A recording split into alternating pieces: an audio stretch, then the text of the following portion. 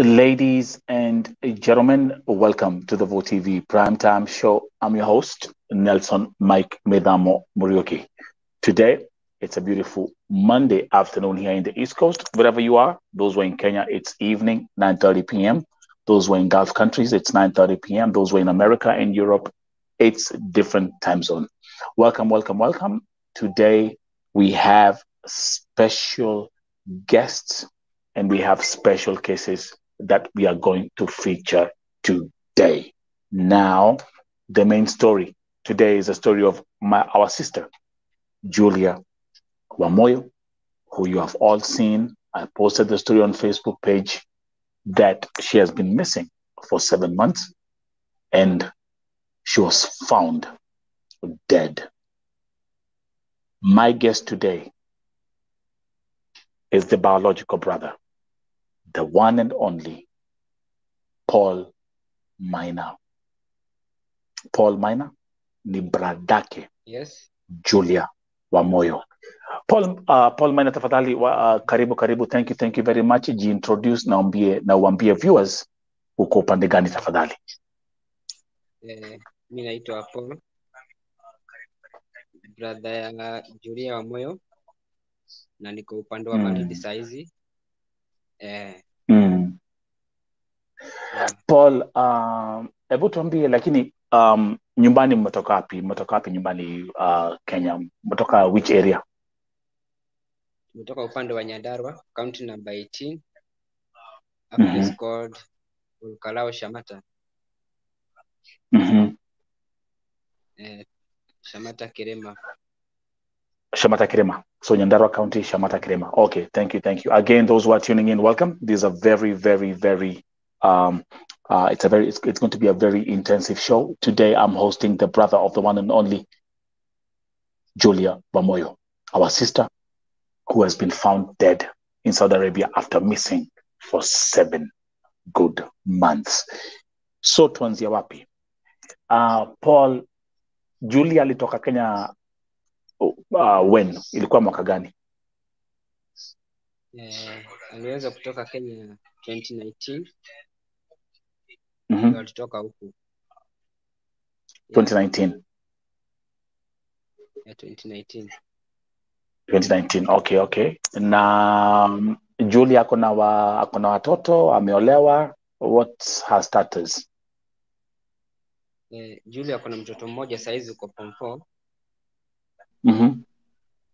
Na bado hajapata hii ripoti, so yuko na mtoto mmoja lakini bado hajaolewa.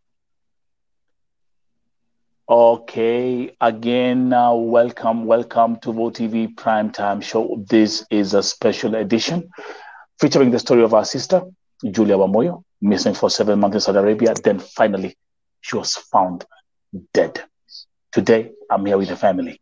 Pale juu niko na bradake, Paul Maina, and I'm also happy to welcome my sister, Nderito Waderito, akiwa Saudi Arabia, who is also the cousin to the victim. Waderito, karibu. Salimia tu tafadhali. Hi, how are you? Habari zenyu? I hope mko poa. Hata mimi niko salama. Na karibuni kwa show ya VoTV. And I hope tutadiscuss mengi. Tutaweza kusaidiana. Kwa sababu sasa hiyo mambo imekuwa magumu sana. Imekuwa magumu kama mwandiko wa Kiarabu warai.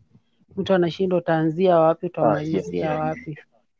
But God is our God is able.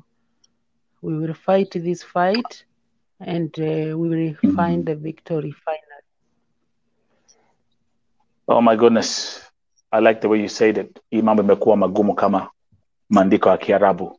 We are here discussing about the loss of our sister, Julia Wamuyu. And as I'm talking to you, Paul, as I'm talking to you, Freshia, Waderito, na wale ambao wanawatch hii program, today, over 200 Kenyans left the airport for Saudi Arabia. So turudi pale kwa Paul, my brother. Tuambie Paul, umesema kwamba Julia alikuwa na mtoto mmoja. Na how old?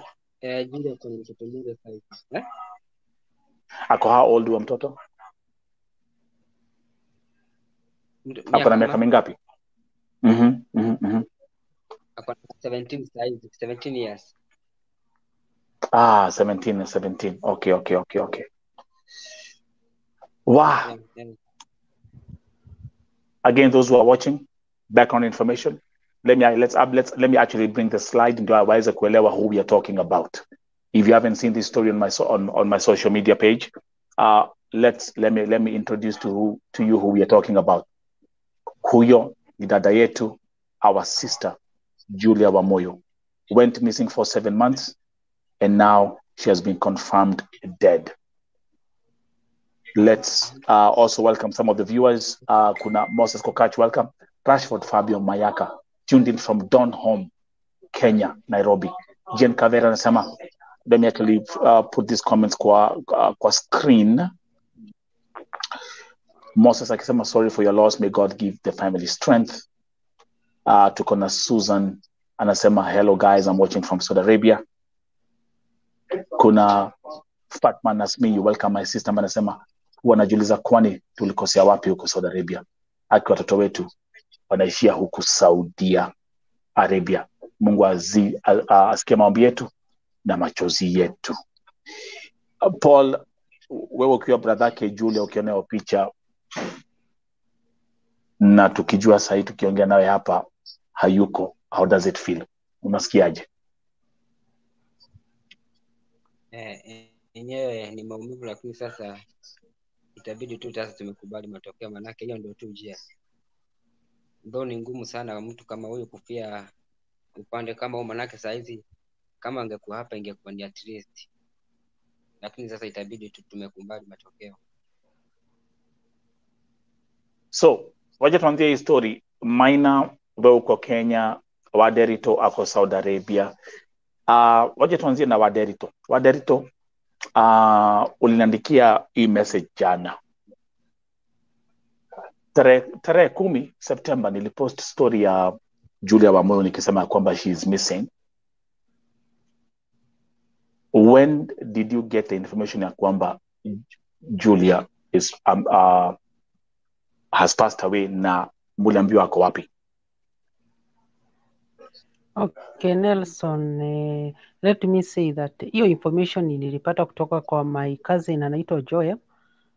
Joel akiwa Kenya. Na vile alinichat hiyo message. Okay, niliona nikujulishe kwa sababu kulingana na vile aliniambia mwenye aliwapatia information also alisema ati asitajwe na jina. Sasa najiuliza aje, mbona asitajwe, mbona ana hide? Kwani ni nini anajua kuhusu kifo cha Julia? Na mbona anasema asitajwe na jina? Secondary, inaweza kaa ni kama nitumie jina ya Kikuyu Matohoho. Unajua si vizuri mtu kuongea kitu yenye hajui ama kupatiana habari kulingana na vile haelewi vizuri. Alisema Julia ako huku Riyadh, mochari inaitwa Yasmin, sijui hot bra bra bra kitu kama hiyo, but for sure here in Riyadh hakuna mochari inaitwa hivyo. And maforeigners wote wenye huwa wanakufia pa Riyadh huwa wanapelekwa Shemesh. Hata wewe unajua hivyo, si ndio? Yeah. That's right. Especially kama kuna issues za documentation, wengi wao wanapelekwa Shemesh mochari. That's right. Yes. Sasa hiyo mochari yenye alisema Julia ako hiyo Yasmin. Yasmin iko place inaitwa Hell kutoka kutoka Riyadh City kwenda mpaka Hell City ni more than tuseme ni kitu kama 720 kilometers. Kama kutoka Nairobi kwenda mpaka sijui mpaka niseme Ramu ama niseme wapi. It's very far. Hiyo place yenye anasema hiyo mochari yenye anasema. And sasa swali yenye najiuliza ni mimi nilijua Julia ako huku Riyadh na alikuwa ananiambia ako huku Riyadh. na hata ninaweza nikakutumia voice za mwisho zenye tuliongea na yeye Julia, na alikuwa sawa kabisa, hakukuwa mgonjwa mahali, alikuwa sawa, although ninasikia alikuwa na affected na anemia, but tukiongea na yeye alikuwa strong na alikuwa ananiambia ako sawa. How comes alifika aje Hill City? Alifika aje Hill? Hiyo ndio ni maswali yenye najiuliza. Alifikaje huko? Tuliongea na yeye Januari, ni ya mwisho. Kutoka Januari sasa hapo hivyo ndio alirudi akaenda missing. Hela alifikaje? Ikiwa ako hiyo mochari yenye inasemekana hiyo Yasmin, alifikaje Hela? Na huyo mwenye anatuma anatuma hizo message, mbona anasema hataki kujulikana? Lazima hiyo namba tupate ndio tuweze kupata more information na tujua ako wapi exactly. Kama ako Hell, sasa nijitayarisha vile nitaenda mpaka Hell ni confirm hiyo ni mwili yake. Yeah. That's right. Na kama ako kuna simu nyingine bado iko Jeddah. Place called Jeddah, city ya Jeddah. Also kuna ya simu nyingine.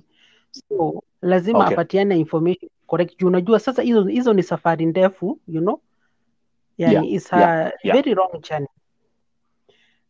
But right. Kesho next week, unajua sasa huku wiki huwa inaanza on Sunday. Wiki zetu huwa zinaanza Sunday, yani Sunday huku ndio kama Monday ya Kenya.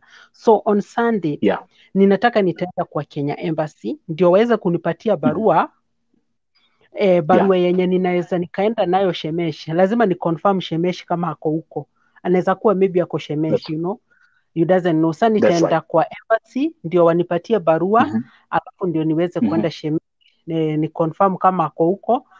Yani inshallah kuwe tu ako huko, yani isikuwe tena ni mzigo tena ingine kubwa. But nitajaribu vile nitaweza mpaka nitapata good information. Now let's go back to familia yake, the brother Paul Maina akiwa Malindi. Then I also have to let me welcome my sister Njeri akiwa Nakuru. Welcome Njeri. Continue to follow up with this story. I will also invite you to give your input. I'm also going to welcome another fifth guest. Rehema is here. Rehema ameingia. Huyu ni msichana ambaye mimi nimeokoa kutoka Iraq. You know her story as we proceed na hii story ya Julia. Paul, mara yako ya mwisho kuongea na Julia na kusikia sauti yake ilikuwa lini? Ilikuwa tarehe 3 mwezi wa 10 mwaka huu. Saa 3 za asubuhi. Oh, give me a second. Yeah. Okay. And na mlipoongea, remember ilikuwa ni mwaka huu, alikuwa ametoka Kenya 2019. Alikuwa amewambia kwamba anapitia changamoto fulani, alikuwa amewambia kuna shida fulani na kafiri, ama mambo ilikuwa poa kabisa? Alikuwa hajatuambia mambo na kukorofishana na majuzi wake. Manake kila saa tukiongea yeye alikuwa ananiambia yuko sawa. Alikuwa ananiambia mambo and the good. Okay. Lakini mara ya kuongea na Julia the last time ilikuwa ni 7 months ago, ilikuwa ni mwezi wa pili. Waderito, unaweza kumbuka the last time muliongea pia na Julia? Yeah, Julia tuliongea na yeye Januari. Okay. Na vile tuliongea na yeye nilikuwa ninamuitia kazi mahali.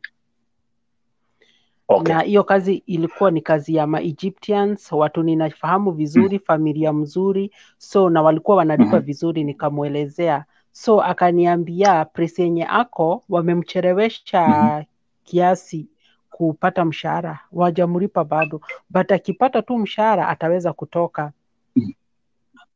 Okay. So nikamwambia ni sawa, wewe ukimaliza wewe unipigie na nitakupinia location ukuje unipate mahali penye niko. Hivyo ndio tuliachilia. Yani tuliongea naye ilikuwa this year January. So that was in January 2022. Yes. We are in September. So it's exactly about 9-10 months.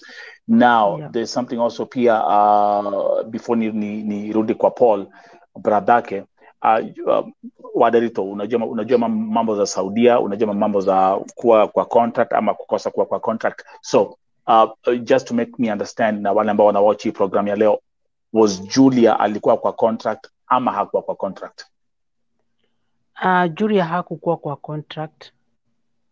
Okay, that's now that's also clear information ya kwamba Julia hakuwa kwa contract. Paul, wacha nirudi kwako. Your sister alikuwa na, tumesikia mambo za kuwa alikuwa na anemia. Hiyo ni kitu ulikuwa unajua? Hiyo nilikuwa nimejua. Okay. Kwa hivyo hata akitoka Kenya alikuwa na anemia. Okay, good. We are just trying to we have to understand the background of this whole story as we now try to seek answers, to find answers of what's going on. Njeri,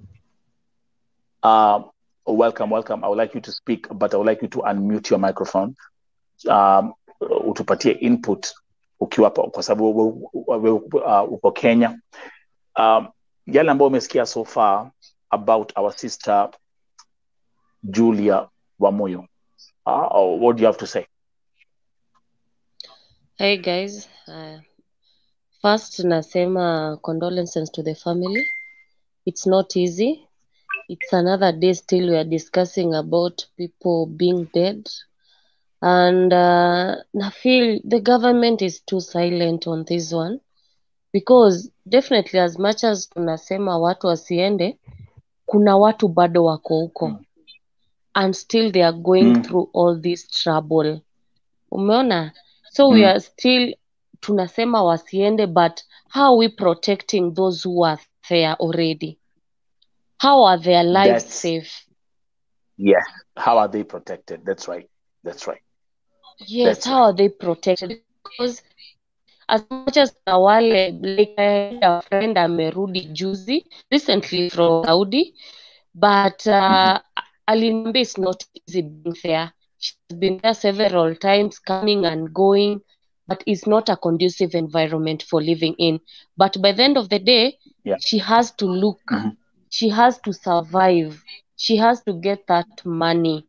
So I feel, yes, tumekuwa na hiyo fasting, I was not on air, but I was doing it silently. But I feel the government is so silent. So let's keep on praying, because it's not, the battle is not in our hands, but let's believe the battle iko na Mungu. Now that's where we will only get comfort. Na hapo tukimlilia, I feel our cry, we can only get comforted from God. But as for now, I feel Okay. Njeri is out now. Let's as I wait to bring her back in. Their lives. Okay. How many are going to lose their lives? So it's so painful. Okay. Before that, there's something I want us to have a look at right now. Let's have a look at this right now. Leo hii, remember, I have my people all over the place. Niko na watu wangu all over the place. I get information from all over the place. Let's have a look at these pictures ambazo nilipokea asubuhi ya leo. Hawa ni wa Kenya wakisafiri nchi ya Saudia asubuhi hii. Ndege ilikuwa ni Saudi Airlines. Ndio hawa. Let me first of all, let's have a look at that picture. Ndio hao. Hii ndege ya Saudi Airlines, 90% of the people who were in that flight were all going to Saudi Arabia. All young Kenyans, like what you see here. Let me make this picture bigger. There you are. Unawaona? Paul, unawaona? Waderito, unawaona? Njeri, unawaona? I want us to discuss about this for a few seconds. Those who are watching, welcome to VOTV Primetime Show. I'm your host, Nelson Madam Ryuki. Today, we have a special case of our sister Julia Wamuyu, who has been confirmed dead after missing for 7 months. Also, special guests, Julia's biological brother, Paul Minor is here, watching from all the way from Malindi. Her cousin, Waderito, who is in Saudi Arabia, and my sister Njeri is here as a special guest, who's watching from Nakuru. Those who are watching, can you comment? I want you to comment. Look at that picture. As we are here talking about every day about people that we are losing, our sisters who are being killed and others who are dying in the country, in the kingdom of Saudi Arabia. They are leaving the country in thousands. This is a flight from today, Saudi Airlines, that had more than 200 Kenyans. Paul, tuanzie na wewe. Ukiona picha kama hiyo, ukijua sasa tuko hapa tunaongea mambo za sistako, alafu unaona picha kama hii, how does it make you feel? Ukiangalia hiyo picha nasikia vibaya. And I think the government should do something on that. And also to the agency that is dealing with deportation of people to that Saudi Arabia country. Ili tuweze protect young souls like those ones that are perishing in that foreign land.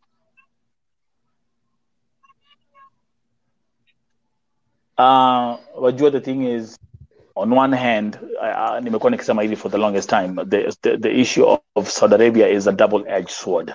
On one hand, kuna wale ambao wanasema kwamba hey, nyumbani hakuna kazi, uchumi ni mbaya, gava imetuachilia, kwa hivyo badala nikufia hapa na njaa, wacha nijaribu kutafuta riziki Saudi Arabia. Waderito, let me bring back this picture. Umekuwa hapa tukiongea hizi mambo. Ndio hao. Unawaona. What do you say? Ungekaa chini kuongea, wewe mwenyewe uko Saudi Arabia, ungepatiwa nafasi ya kukaa chini uongee na kila mmoja wa hawa wasichana, ungewaambiaje leo hii? Ningepatiwa nafasi ya kuongea na hawa wasichana, mimi ningewaambia kwanza wasimame hiyo safari kukuja Saudi Arabia kwa sasa. Mpaka ijulikane ni nini yenye inasababisha vifo. Kwa sababu sio Julia peke yake amekufa. Kuna watu wengi sana wamekufa hapa, kila siku huwa unaleta hapa hivi. So hatujui ni nini kenye kinaendelea. Hata mimi mahali penye niko saa hizi si ati niko na furaha, hata ninashindwa mpaka nikulala. Niko na stress. Hata nilikuambia, si nilikuandikia nikakwambia nitaondoka hapa, nitarudi nyumbani soon. Kusema ukweli mimi nimeogopa kabisa, kwa sababu Waarabu pia wamebadilika sana siku hizi. Hao Waarabu wenye tuko nao sasa sio wenye tulikuwa nao hapo mbeleni. Siku hizi hawaogopi Mungu kabisa. Unajua Waarabu siku hizi hawaogopi Mungu. Mbele hiyo walikuwa wanaogopa Mungu, but nowadays no. Wamebadilika kabisa. Na hivyo vile wana nini, hata vile wanakataria. Unajua kwanza sasa mtu atakukufia Saudi Arabia, sasa hiyo kwanza ni stress ingine mbaya sana. Afadhali mtu kukufia kwao. Kwa sababu kitu moja, umekuwa na Karanja hapa, unaona vile amezungushwa. And by the way, Karanja kwanza kesi yake imeendaje? Amepata bibi yake ama bado?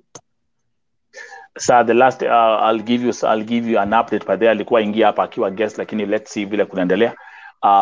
The last alipigiwa simu jana, akaambiwa agoje simu kutoka kwa airline company ile ambayo italeta mwili wa Njeri. So lakini hatukuambiwa when, hatukuambiwa anything, hiyo tu imekaa tu hivyo. For sure, Nelson, for sure, kusema ukweli, mwili ya mtu kusafirishwa Kenya, hata kama wanaweza wakalipisha vile tunalipa ticket 40,000 ama 50,000, si ni vizuri kuliko kuitisha pesa zenye wanaitisha pesa mingi. Hizo pesa zote zenye wanaitisha zinaweza zikatoka wapi shwari? Mwili ya mtu kwanza hata inafaa ilipishwe less than ticket, kwa sababu inakuja kama cargo. Vile inakuanga imerapiwa, yani kama tu cargo, inafaa kulipishwa half price ya nini ya ticket. But sasa wanakuwa wakiitisha pesa mingi, unashindwa mtu na amekufa. Hizi pesa zenye wanaitisha hizi zote, hakukuwa na bili ya hospitali, hakukuwa na nini, alafu wanaitisha hizo pesa za nini? Hiyo si ni kuoneshana watu mtu kabisa. Watu wamebadilika, wamekuwa kama wanyama. Sasa ni nini tutafanya? Mimi isipokuwa mimi niambia Wakenya wenye wanapanga kukuja Saudi Arabia waache kukuja. Na kama hawana masikio wakikuja huku, na hata mimi kama serikali inaweza sikia hii, afadhali tutumie ndege moja Kenya Airways ama 2, mwenye ako tayari kwenda nyumbani arudi nyumbani. Aende nyumbani. Mwenye wakuje walete ndege hapa hivi, embassy tutangazie serikali imeleta ndege, kila mtu mwenye anasikia hayuko poa arudi nyumbani. Arudi nyumbani.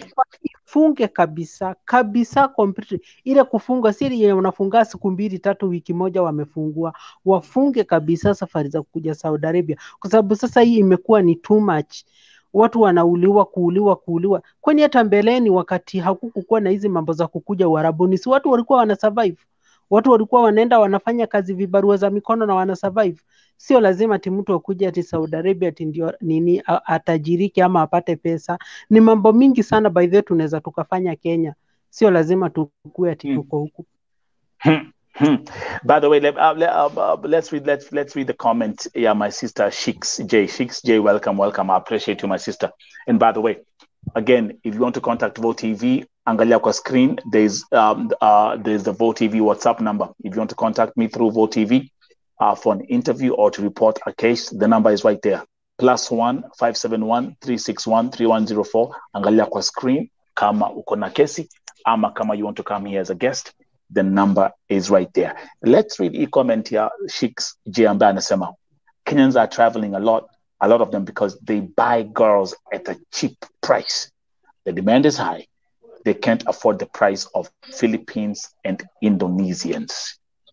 Bei ni rahisi. Wanaweza wakanunua tena wa Kenya kwa bei rahisi 60,000 Kenya shillings kwa msichana moja. But also as confirmed by the Ministry of Foreign Affairs, we have cartels who are selling Kenyans for as much as 300,000 shillings per girl. Njeri, biashara is booming. Let me tell you something. When I see this, hii ni kumaanisha biashara imeshika.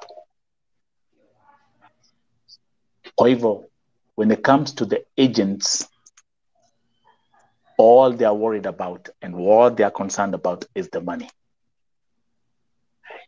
Let me show you more pictures. Again, this is what wale ambao wamekuwa kwa Facebook page yangu leo. The comments are here in hundreds, but let's look at this. There you go. There you go. Mnawaona? Ndio hao. Uchumi ni mbaya Kenya. Wacha tujaribu bahati yetu Saudia. Meanwhile, let me read some comments. Monica Njeri anasema huku ni kumoto sana. Watu waenda nyumbani. Vivian Wani anasemaje? Nimeona kwa news wanasema watu wafanyiwe training tekashindwa kwani wanauawa kwa kukosa kujua kazi. I mean, Paul, unasikia ile ujinga iko? Ati watu wafanyiwe training. Vivian, and that's a good question. Kwani wanauliwa kwa sababu ya kukosa kujua kazi? Let's go back. Kumbukeni tulikuwa hapa juzi. Tulisikia ule jamaa anaitwa Njoroge akisema ya kwamba wasichana wanasafa kwa sababu hawajui. What did he say? Let me remember his words. Let's start with Masharia ambaye alisema ati Kenyans are suffering because they are not submissive to their employers. Njeri, they are not submissive to their employers. That's why they are suffering.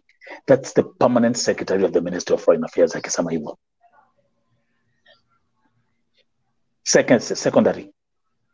Tulikuwa hapa last week, nilikuwa na kesi ya ule msichana ambaye alikuwa ameripiwa. Mulisikia yale ambao alituambia hapa. And still, Bwana Njoroge, one of the top officials at ASMAC, alisema kwa press conference yao ya kwamba Saudi Arabians, Waarabu, they have their beautiful women, wako na wanawake wao, hawahitaji wa Kenya. Kila wakati tukiwa confront na hizi issues, they always come back with stupid excuses. Hizi comments tafadhali ziendelee kupanda hapa. And let me welcome my sister also from Nakuru. Today I have Nakuru imejaa kwa nyumba. Let me welcome Frida, also from Nakuru. Thank you. Welcome, Frida. Frida, I know you've been, you have some updates of what has happened. Wanderito is here. What do you have to say about what you've seen so far?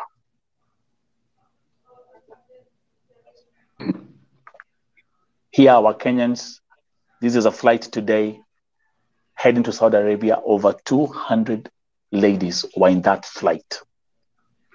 What do you say about this? You know, each day you tell me you only cover 1% of what of the complaints you get, and because things are overwhelming, and I don't know. I really don't know why they are going there. Because right now these things are so bad at Saudi Arabia. I wish they knew how the families suffer after all those. Maybe some of them, the problem is not only those people who are dying there, but the kind of suffering that people are suffering there. Yeah, hiyo ni too much sana. Watu wanateseka huko sana. I wish tu watu wangejua what they go through there. I wish tu they look for other solution. Saudi Arabia should not be anything, should not come anywhere kama solution ya kwenda ya a problem someone is undergoing, because there are so many things to do. There are so many people who are watching this broadcast, and nataka wale ambao wanawatch program ya leo waangalie hiyo picha kwa screen right now.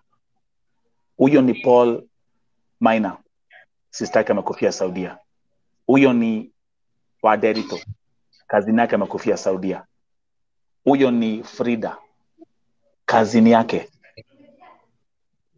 a relative to Njeri, amekufia Saudia. Look at that. No, those who are watching right now, I want you to look on the screen for you to understand what's happening here. Paul Maina, nikuulize swali. Msichana akakuja akwambie hata kwenda Saudia, sasa utamwambia nini?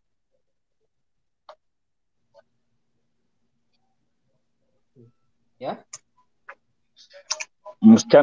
Mtu akakuja akwambie anataka kwenda kufanya kazi Saudia, sasa utamwambia nini? Ungemwambia nini?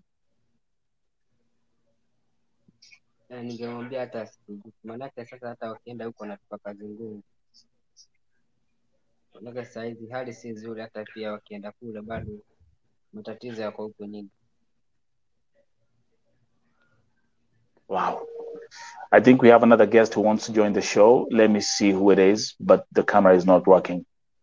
Njeri, I had this conversation with Frida yesterday. By the way, Frida and Njeri, I want you to network because you're both in Nakuru. Frida is an entrepreneur. She's a financial advisor. But let's talk to Njeri. Njeri akona biashara ya kuuza. Just tell them what you do, Njeri, before taniendele. I'm Njeri of Nash Bakes KE. I'm an entrepreneur. I deal with cakes, all occasion cakes, that is birthday, weddings, and all that. I also make yogurt and ice cream. And I am also into laundry services around my area, which is Lanet. Wow. Skizeni, did you hear that? Did you hear what she said? She said, my name is Njeri. I'm an entrepreneur. I bake cakes. And I also provide laundry services within my area. Okay. Kwa wale ambao wako hapa na ako Saudia, nani ajui kuprovide laundry services? Nani hapa ajui kupika chapati? Nani hapa ajui kubake mandazi? Nani hapa hizi akaingia kwa jikoni anunua bake keki? Let me ask this serious question. Because sometimes the biggest mistake you make is you're chasing something which you think has greater value, alafu mnaacha diamond kwa nyumba. That's my honest opinion. Sure. I repeat, Njeri umekuja, you came here last week. Now, by the way, Njeri, thank you very much, because I found Njeri on Facebook. I do a segment called Promote Hustle Yako.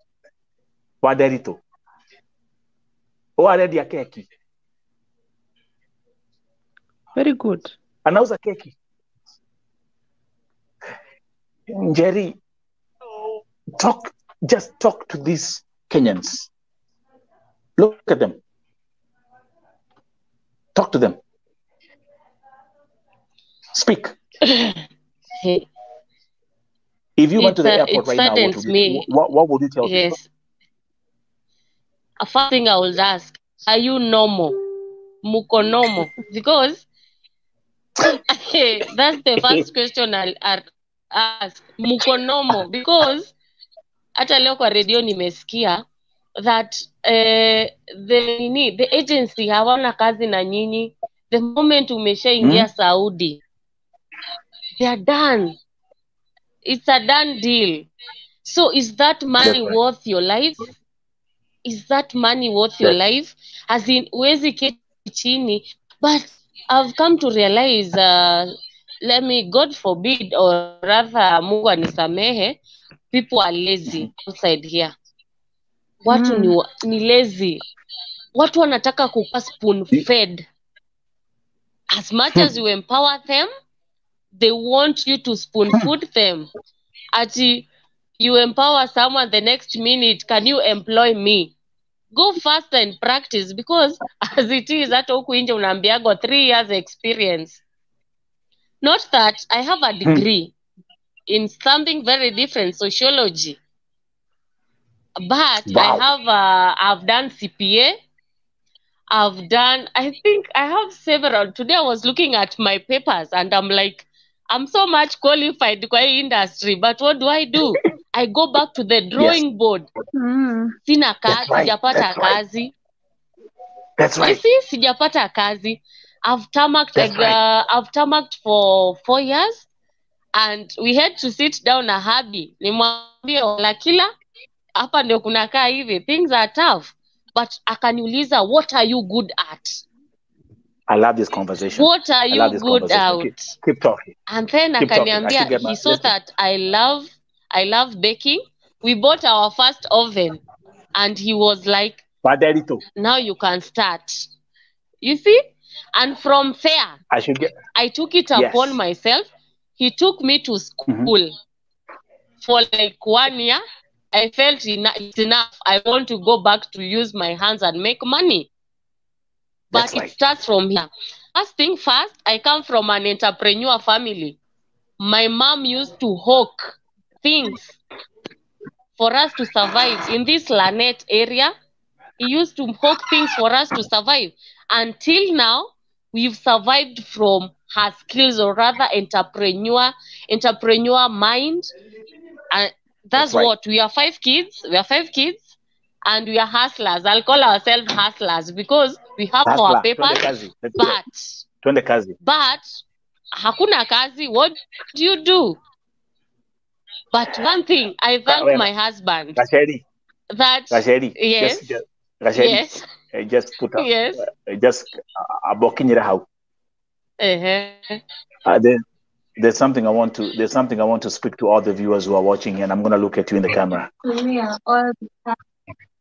Munasikia le munaambiwa leo hii kwa VOTV Primetime Show. Are you listening what is being spoken here today? There's something I said yesterday, those who are watching. Paul Minor, Waderito, Frida, Njeri. Isi nikiangalia Paul kwanza naona wewe ni one of my I always have a very good connection with Wakorino. I'll tell you why. Paul amevaa ile kofia. Paul, wacha nikuulize swali. Kwa Biblia kuna pale imeandikwa we perish because of lack of money? Hakuna. I repeat, is there anywhere tumeambiwa kwa Bible we perish because of lack of money? No. No, but we shall perish because of lack of knowledge. It's the knowledge. Yeah. I was talking to Frida yesterday, nilikuwa namuuliza, ushaamka asubuhi ukapata umbwa akipiga mswaki? Have you ever seen a dog brushing his teeth? Mbona muo na guye Mshaiona? I'm asking. No. Because God gave us human beings the authority. He first of all gave us the mind, which is the most powerful thing that you have. Kuna kitu Njeri amesema hapa. Those who are watching, take a piece of paper and take a pad and take a pen. Take notes.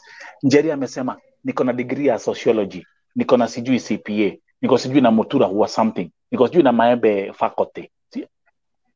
She had all this paperwork. Lakini baada ya kutamak na kukosa kazi, there's something that she has said, and I say this all the time.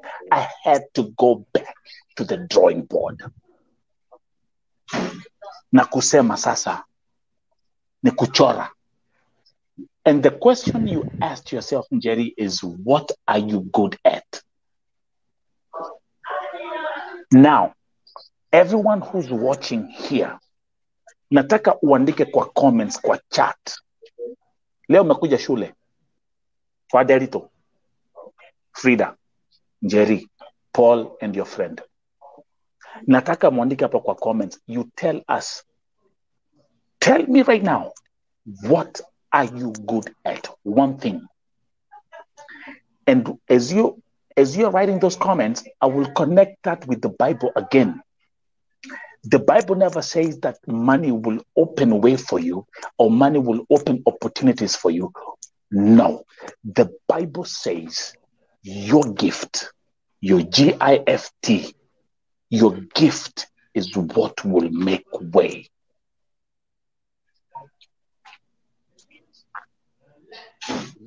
Paul, sijasikia amen. Aikaleta au. Anako hujadira hujia. Amen.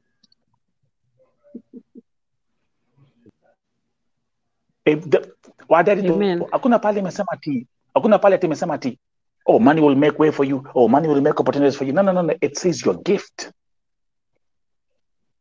And I'm connecting that with what Njeri is saying. Njeri baada ya kupata degree ya sociology, sijui degree gani, all the paperwork, after she did all that, na kutamak na kukosa kazi, she figured out, I have to go back to the drawing board and figure out what am I good at. So everyone who's watching here, tell me, what are you good at? And what you're good at is your gift. Frida.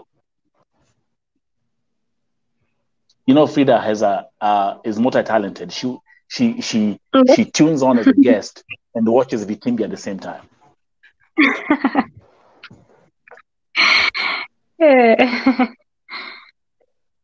So, Njeri, please continue with your story. You're about to, there's something else about Umesema.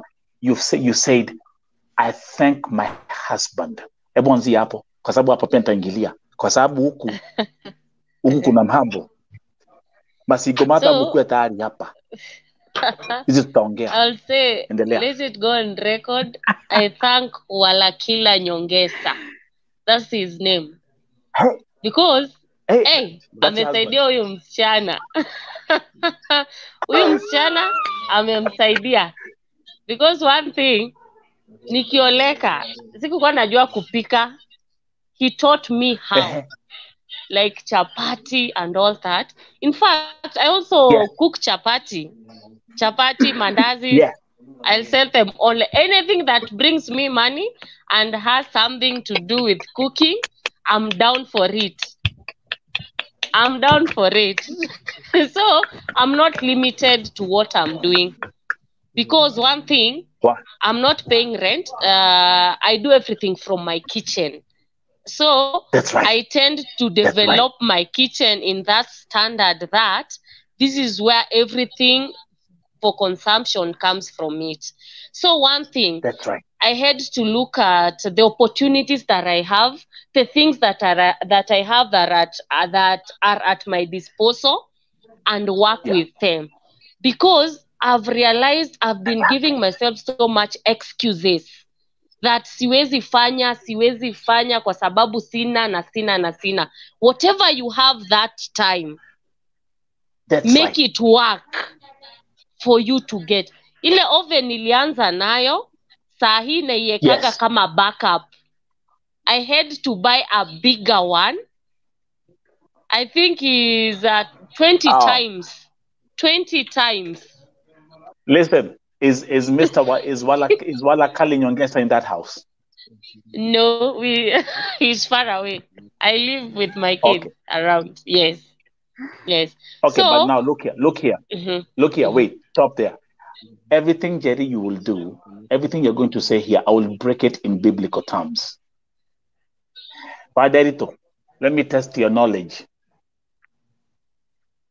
Paul, my brother, let me test your knowledge. Frida, let me test your biblical knowledge. Do you know the story of the woman in the Bible who only said when she was asked by the prophet, what do you have left in your house? She said, I have a little jar of oil.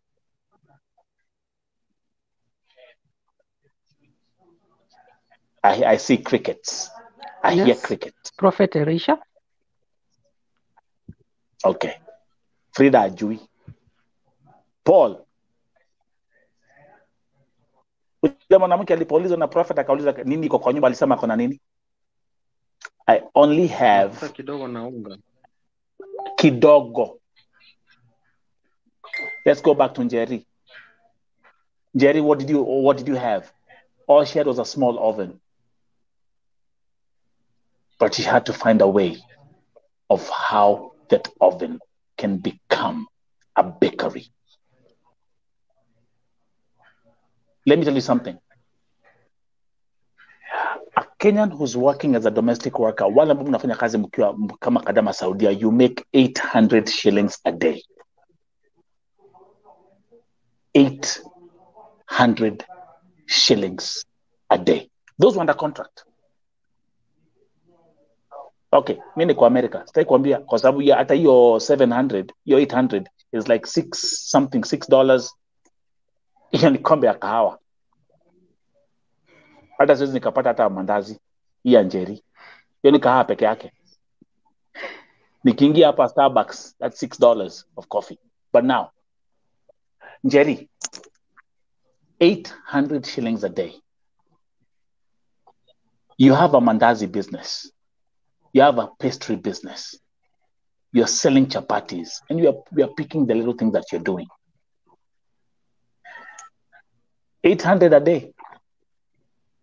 Mtu akona kichwa mzuri, mtu anaweza mtu akona kichwa mzuri, mtu ambaye ni chap. You can make that money a day in Kenya. You can make me 800. Hiyo hata mafuta gari iniwekei hata kudeliver. I will say that because I know my expenditure. Sasa mafuta vile imepanda, I need to do as in 800 hata nikiweka gauge isongi. So 800 for me is too little to get my expenses because yes. Today the Nakuru Women County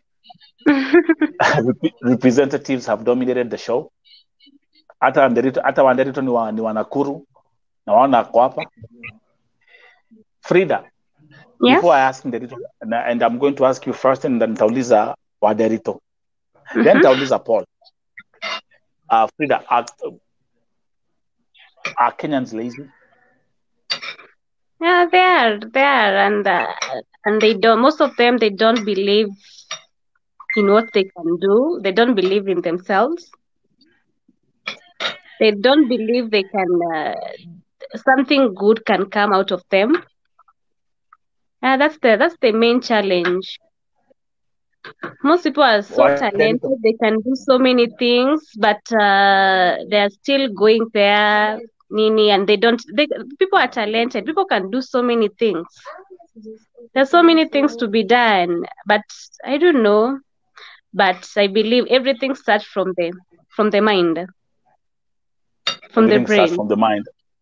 Now, Yeah, yeah. that's before we proceed. There's something I want to play for you right now. Allow me to introduce a new case as I proceed. Just give me 1 second. There's a lady by the name Helen Owino. Huyu msichana aliandikia akiwa upande wa Iraq. Alikuwa supposed kujoin show ya leo, lakini amekuwa na shida ya network. And I want you, sitaki kuongea, I want you to listen yale ambayo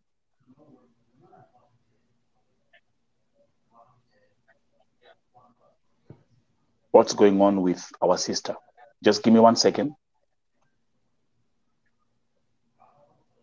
I'll bring back the slide. Mina and your friend, Frida, Njeri, Waderito, and those who are watching, please pay attention. And I want you to listen to this story. Mambo Nelson, mi naitwa Helen kutoka Butere. Nilikuja huko Iraq mwezi wa Januari. Wakati nilipokuja huku tukakaa kwa ofisi, nikaingia kazi mwezi wa pili. Nilipoingia kazi mwezi wa pili, nimekuwa na vita. Nimeng'ang'ana tu mwezi wa pili, wa tatu, wa nne, mwezi wa tano nikaanza kuwa mgonjwa. Nilipoambia watu wangu sisikii vizuri, hawakuchukua hatua ya haraka. Nikaanza kutafuta ofisi yenye ilinileta huku. Ofisi ya huku, nikiwaelezea shida yangu hawatakangi kusikia mambo yangu. So, after 3 months waliniambia hawawezi nisaidia juu mama ameshaninunua, so ning'ang'ane na kazi yangu. Nimekuwa nikivumilia, lakini niko na shida moja. Kwa hiyo harakati nikuja nikakuwa mgonjwa, hadi nikaanza kutokewa na vitu sehemu ya chini. Naumwa na tumbo, naumwa na chini ya tumbo. Yenye hata siwezi simama, lakini inabidi nifanye kazi. So nimekaa tu nikang'ang'ana, ikanishinda, ikabidi nikuwe mkali nao. Ndipo wakaninunulia dawa ya kuweka huku chini. Lakini waliponiletea dawa waliniambia niko na growth, lazima nifanyie operation. Nikauliza watanisaidia aje. Mama akaanza kulia. Pesa yenye amenunua nayo ni mingi. Anaambia ofisi mrudishie ile, nirudishwe kwa ofisi imekataa. So ilibidi wapewe namba ya ofisi ya Kenya, nikaongea na ofisi ya Kenya. Ofisi ya Kenya ikasema huyu mama hataki mtu, anataka rudishiwe pesa. Kwa hiyo harakati tukakuja tukazozana, hadi wakaninyang'anya simu, nikakuwa mteja miezi 3.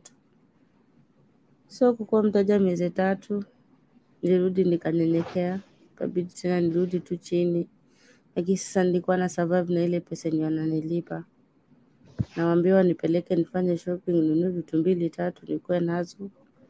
Tulifika mahali sasa wananifichia kila kitu, ikiwa ni maziwa wanaficha, ikiwa ni nini wanaficha. So nikawa na survive na ile, nikiguza kitu yote, imekuwa tu nikiguza kitu yote naulizwa hii kitu imeishaje, imekuwa aje. So maisha yangu hayako vizuri, nashindwa ndasaidika aje. Juu kama ni agent wa Kenya, hata namba yao ilinitokeanga kwa simu wakati yenye tulikuwa tunazozana nao, bila walichukua simu yangu. Sijui naweza saidika aje. Ningependa ni Mungu anisaidie nipate vile naweza pata matibabu, juu hii kitu inakuwa wasi kila wakati. Unajua Mwarabu ukimuomba dawa ni kama unampigia tu makelele. Sasa yeye dawa yake ni Panadol, hairudishi kitu chini.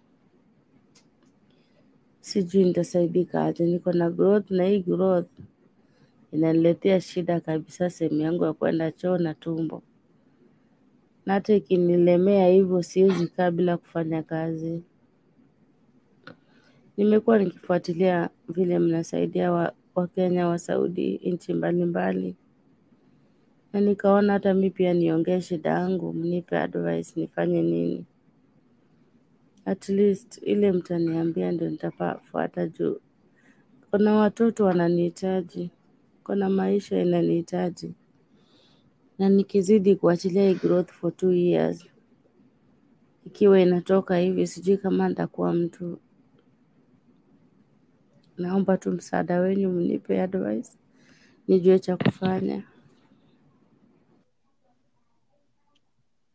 Wow.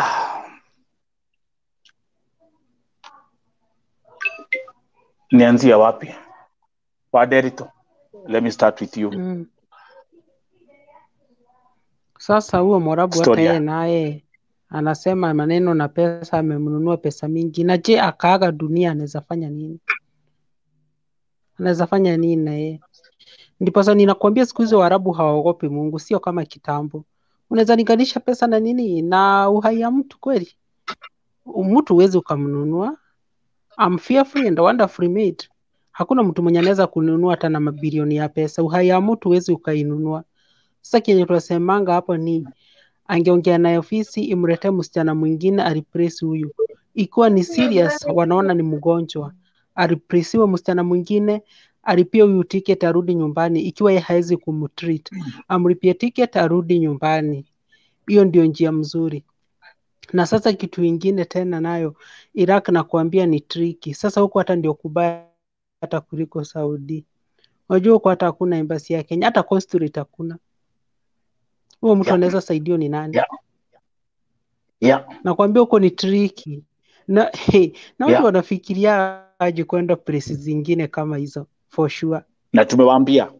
Agent mbona wanapeleka watu? Mbona agent wanapelekanga watu country zingine kama hizo? Sasa huyo sasa yaki kusema ukweli, isipokuwa tu Mungu ashuke, nani atamsaidia? Frida, comments to the nasikia kwa maagents tu sijui wachukuliwe wanyonge, because some point tunashangaa, but these girls kama if they wangekuwa tu wanajua anyone who goes to hizo Arabic countries wanakuwa haikuwa kila mtu anakuwa ni kuuzwa. That's one thing that they should know for a fact, nakuwa kuuzwa. Because I remember that there was a time a friend of mine alikuwa ananiambia ati vile alikuwa nampea history ya Hana, alikuwa ananiambia ati rafiki yake alikuwa anamwambia ati kupeleka msichana mmoja kwa agent ni 10,000. So you can imagine that's a hustle. Mtu ukichukua watu wawili that's 20,000 umepata in a day. Sasa ni kuuzwa, wanauzwa. Hakuna kitu kingine. Zote mtu akienda anajua ni kuuzwa, anauzwa. So in such a situation, that's a very sad situation. Hata unashangaa hata ataanza wapi. So your agent mwenyewe, I don't know. Before we proceed, actually, let me read the comment of my sister Watoidi. Watoidi, welcome. You all is here. Bo TV Primetime Show. Those who are tuning in, this is a very intensive show we are having today. Wacha nisome comment ya Watoidi. Nelson Amahoka. I hawk shirts and I have educated my children up to university. There is not much in hawking, but I have joined Chama ya Miambili, and by the end of the year, I have school fees for a whole year. Back to you, Njeri. Back to you. Kasheri, that comment, Yawadoidi, what do you say about it? Kudos. That shows me how my mom used to. In fact, mamangu aliishi kuhawk vitambaa for us to survive. Vitambaa hizi za neti za kuweka ukuta. So, and she made it work for us. As much as it was tough, Yes. Sai mi sit back and nasema aje, the entrepreneur part of it, aliona angeturudisha kwa baba yake, lakini aliketi chini akafikiria, what can I do to survive? Because niko na familia, niko na watoto, Even though wale wasichana wanataka kwenda, they should think, what can I do with my own hands? It's much easier, it's much safer, and you'll get your own money. In fact, mi waambia mtu, pesa ya mtu ni tamu, as in the entrepreneur part of it, because me have been entrepreneur since time, I don't know, nimekuwa tu entrepreneur. But ebu angalia situation ya msichana sai Iraq. It's so painful, it's so sad, but at the same time tungewaambia wasiende, it could have been a different debate. So I don't know, you should think. So let's actually do a rerun of cases that we have been having here. Waderito, Frida, Paul, Minor, and your friend Njeri. Today as we discussed the story of Julia Wamuyu, we had this story. The story of Anna Njeri. Frida, this is your family member. Bado tunaendelea kuzungushwa. But finally on Sunday, I was told by Karanja that there was a phone call that was made that he will get a call from the airline company confirming when Njeri will be brought back home. Njeri amekufia Saudia. So let's start from here. We have here Julia, Saudia. Njeri, Saudia. Let's look at the list of all those people in that collage. Hana Wanjiko, Paul Murugi Washira, na yule ambaye Naomi Nyamboke ambaye alirudi last week Friday. You saw the video of how sad it was alipopokelewa kutoka Saudia. All this 1, 2, 3, 4, 5 straight cases that we have been documenting right here on Vote TV Prime Time Show. Let me go back to Washira. Maina, umeona hizo mambo. And by the way, ningeongeza, for example, we also had ule kijana ambaye aligongwa na truck pia Saudia after just working for 3 months. Show ya leo, I was supposed to, actually, you guys of Nakuru, I think hii show itakuwa inaitwa Vote TV Nakuru Prime Time Show kwa sababu I had another pastor. Kuna pastor alikuwa akuja leo, anaitwa Pastor Karaoke. He was to come and join the show today. He's also from Nakuru. Na alikuwa ameniambia kwamba kwa kanisa yake ameambiwa kuna kijana amekufia Saudia, and he wanted to come here and talk about it. Maybe I'll get him tomorrow. So, Hana Njeri, Pauline Murugi, Wanjiko, Naomi Nyamboke or Nyakombe. All this every day, every week, every day, every week. Na bado wana flood airports. Paul, kuna ule tukuje kwa hii kesi ya Julia kidogo. Umesema ya kwamba mtoto wake hamjamwambia bado? Bado hatujamwambia, manake iko shule sasa hivi ndio nafanya form 4. Hatujamwambia kabisa. Wow, ndio nafanya form 4. Yeah, form 4 sasa hivi.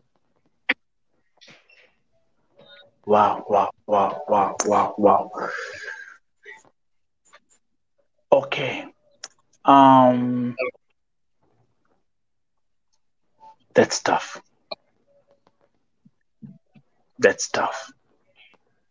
I suggest we keep it like that for now. When are they doing the exams, KCSE? Is it November? Kwa hivyo in one month, eh? Yeah. November. So what I suggest here, let's go back to this. To those who are watching again. We have been having them. That was the main topic of the show today.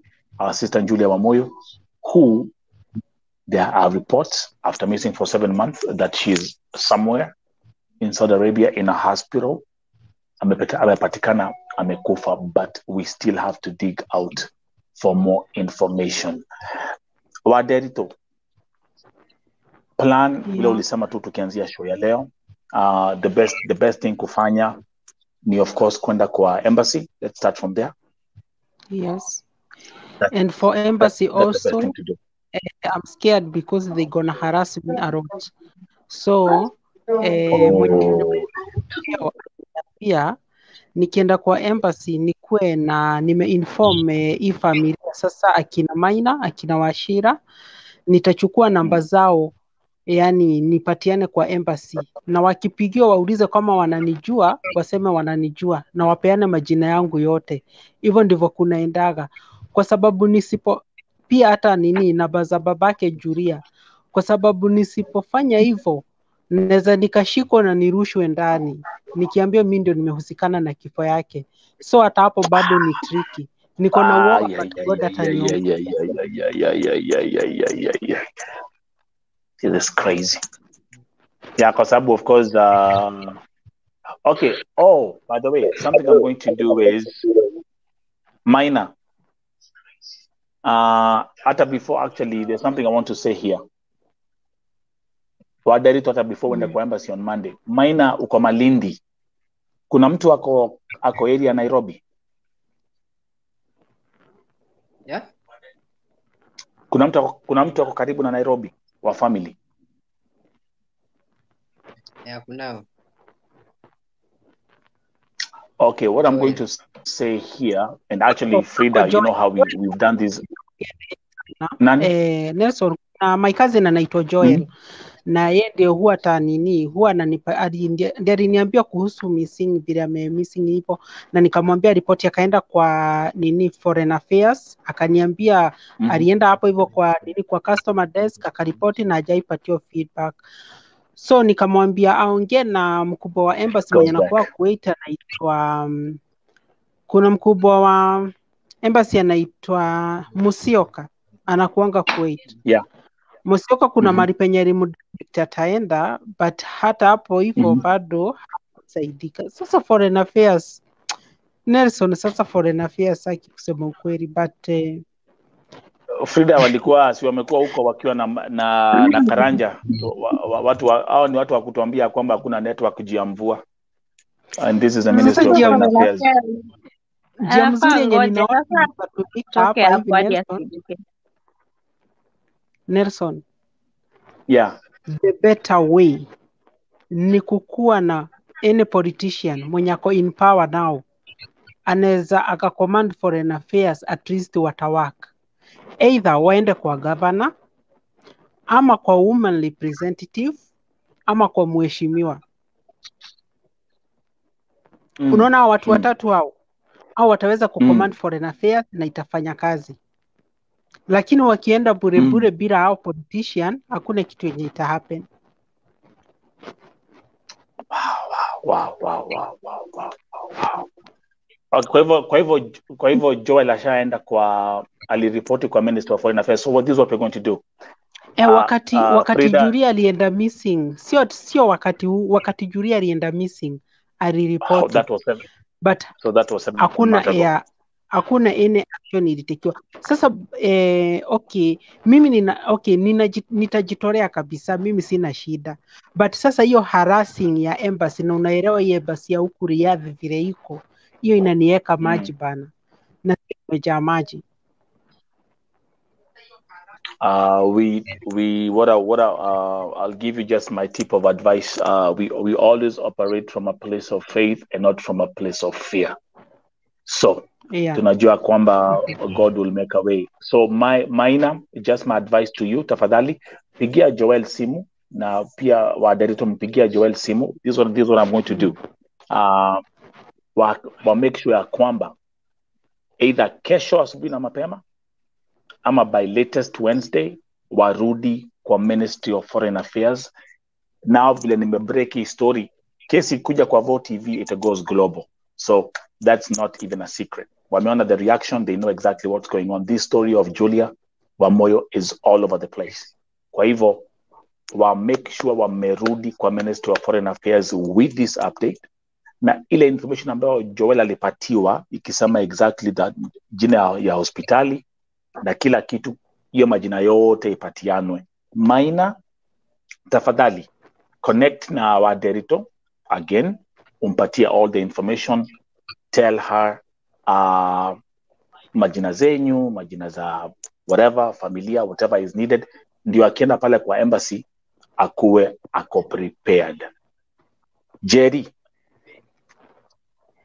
let's come back to, I want us to conclude today's show with a message of empowerment, especially to our community back home. Njeri, I'll do with Frida and Njeri. Njeri, nikakwambia kesho wenda kwa airport. Unless Wamepanga I'm mlolongo going. hapo. Wamepanga mlolongo hapo na The only masuitcase. airport nataka kwenda tu, flying out is for vacation. Yeah. After Okay. my hard-earned money. Yeah. So to the youths, wacha niseme youths, because nimeona ni the OJV, if that's the word. These young people. Yes, najua kuna hiyo joto, getting on that plane, taking those photos, inaleta shangwe. But what you are going to face there, reality will check in. Wanze kuangalia what ningekuwa huko in my own country, ningekuwa nafanya nini. First thing, identify what you are good at. Because even Biblia, it talks about gifts, talents. That's right. Once you identify what you are good at, pray for it. Right. Don't just wake up and decide you want to do it. Do your own research. Yes. Have a plan that will guide you throughout. Where there's no plan, where there's no vision, you'll fail. Biblical. Exactly. So first identify what you can do. Get that plan rolling by writing down what you want to do and get into it. I've survived on prayers because every day I dedicate this business. To a point that nimefika, I've registered it. Too much has been done. Spiritual has been done for it to be here. So it's a matter of believing in yourself. Like vile umeambia wa Nderito, fear. Fear ndio inatufanya usimove forward. But the moment you are able, in fact hata Biblia inasema aje, watu waoga wataona ufalme wa mbinguni. So the moment you decide this is what you're doing, pray for it. Pray for it. And pray for the knowledge and wisdom for you to be able to be consistent. Because nilisema the previous time, if you look at the money side of everything, you will fall. But the moment you look at the impact it will make in the society in long run, wacha kuangalia hizi short term. You want easy money. Easy money is not working. This easy money will land you. You see? Do you listen? Listen? Do you know what Kenyans love? Nitaongea in general. Kwa Derito. Yeah. Wanataka waingie kwa shamba asubuhi, walime asubuhi, wapande. Ndio. Alafu wataka ikifika lunch wavune. Iko imemea. Ndio. Na wataka ikifika saa moja za jioni hapo, kama alikuwa amepanda mahindi, saa moja asubuhi ya jioni ikuwe ni unga ya ugali. Hiyo ndio youth yenye tuko nayo Kenya sasa. Like it doesn't work like that. Frida, let's You go at the airport, they are lined up, they are going to the promised land. Talk to them. What would you tell them? Anyway, first of all, Njeri, you have spoken my mind. You have said exactly what I was thinking, and I really hope so. People are taking whatever you are saying seriously. Notes. Yeah, I hope so. People are Take taking notes. notes here.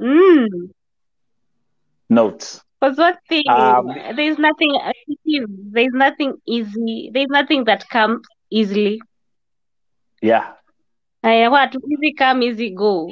First of all, Nelson, you should maybe write a poll on your Facebook. Yeah. On your own. People, Yeah. as in, because I know most people who follow you are people from Saudi Arabia, and I'm sure most of them are suffering there. Majority. Yeah. Majority are suffering. Majority are going there. They're not being paid. They should know. Making is it 25,000? Making 25,000. It's so easy. It's so easy. It's something that you can make even twice if they believe in themselves. That's right. I wish everyone people could be asking the kind of DMs you could be getting is, Nelson, I'm really thinking of going to Saudi Arabia. Can you give me a solution? I can do this and this and this, but I don't know how to start. Yeah. From there, you can even refer me to that person. I can help. I can even offer myself to help and talk to that person. That's right. People like you and Rashedi. I try and help to help so many people, because most people, they take so long to identify their ability and to identify what they can do. Actually, one thing that we'll be doing here, one thing that we're going to be doing here, we will be having workshops.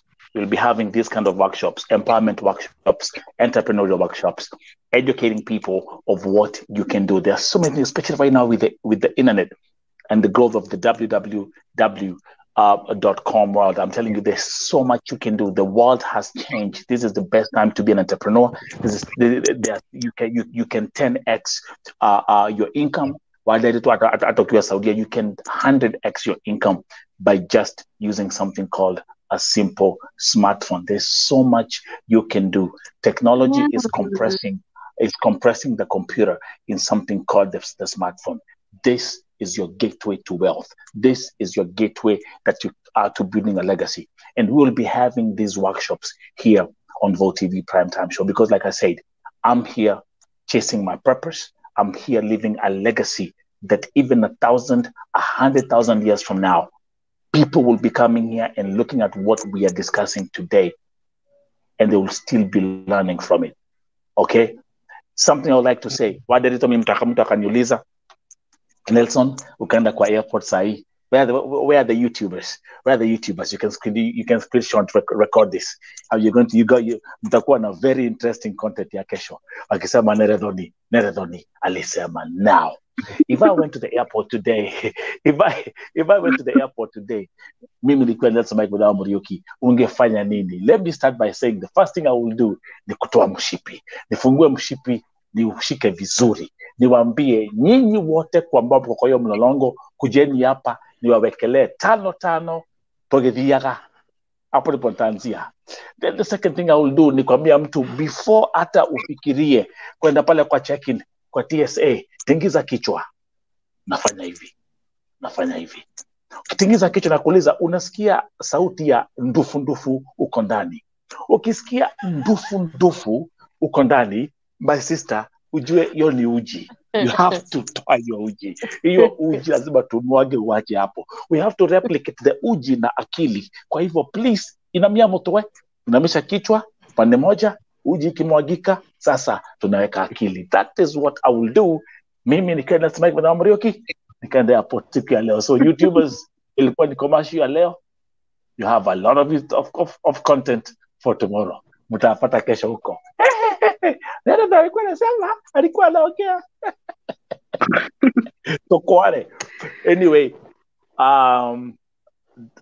let me say again, thank you very much, guys. Asanteni sana. Wacha nirudishe my brother Paul.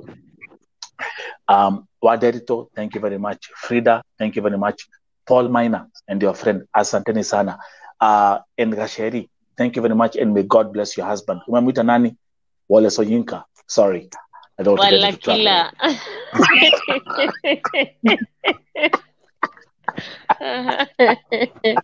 Okay. To all the viewers, you guys have been amazing. Aziz, Moses Kokach, Baby, Shix J, Lucy Wanja, everyone who has been here. Thank you very much for tuning in. Tomorrow we'll be back. Same time, same place. The #1 primetime show on this YouTube street. Asanteni sana. Familia ya Maina. Mungu apatie nguvu. And we'll get to the bottom of this. Sawa.